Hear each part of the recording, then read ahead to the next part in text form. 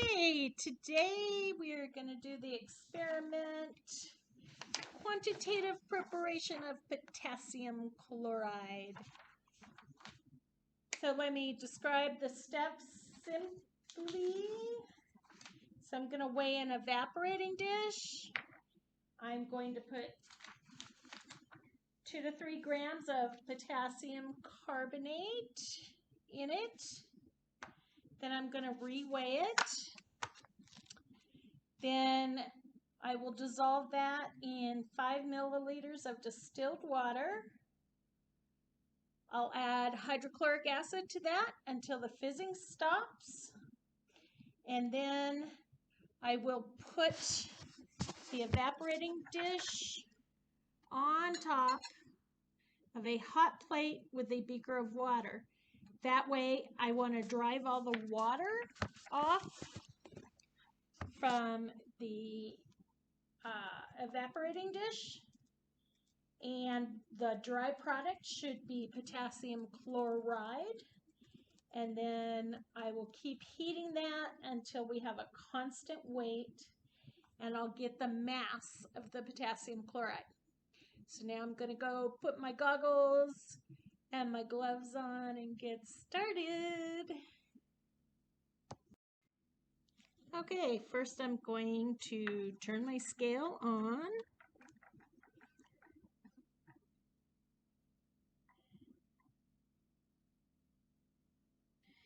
Now I'm going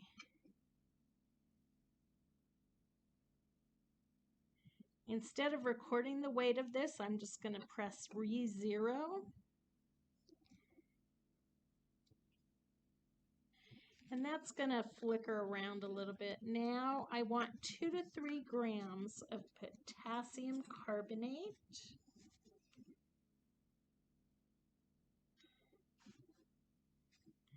So that's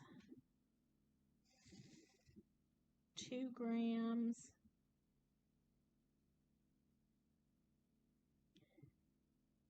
Well, I have more than I want. So what I'm going to do, we don't put it back in the bottle. Instead, I'm going to take a weigh boat that has potassium carbonate written on it and put in my extra in that. Then another student can use that, and then we won't contaminate the big bottle. So let's see if I can take enough out. Still need to take more out.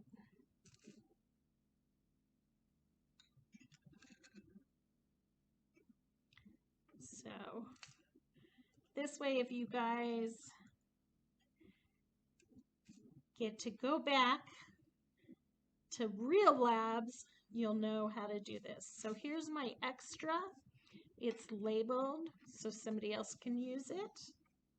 And then I have 2.949 grams. 2.949 grams of potassium chloride. 2.949 grams. Okay.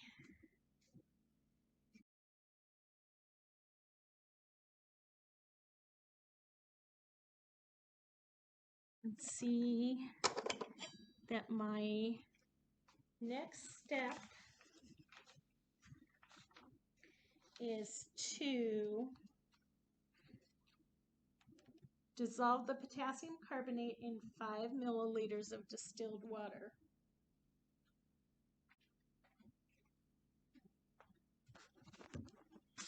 So here I've got my distilled water. I've got my graduated cylinder, and I'm going to fill it up to the 5 mark, which is between the 4 and 6 mark. And there's 5 milliliters. I'm going to add that to my potassium carbonate. And then I'm going to stir until it's dissolved. I'm going to stir it with a stirring rod, which is just a glass rod.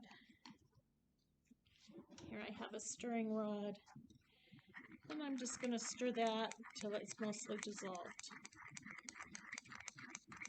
So hydrochloric acid can burn your skin. Notice I'm wearing my gloves and I have a pipette. I'm going to pour the first amount and try and get it close to 6.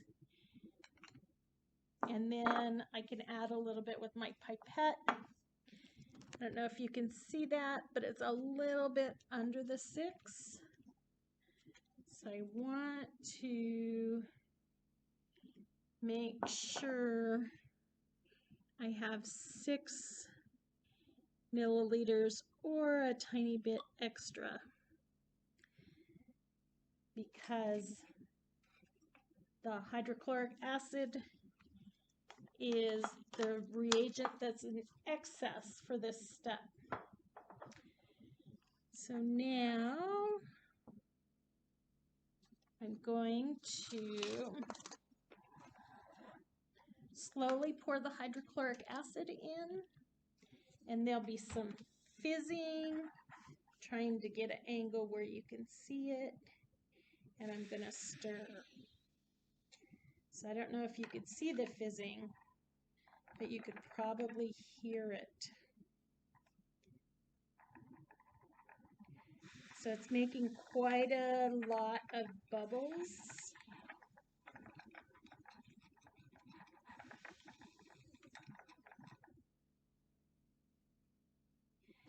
Okay, so that's all the hydrochloric acid in, and there doesn't seem to be any more fizzing, and there's no more solid left. It's all dissolved.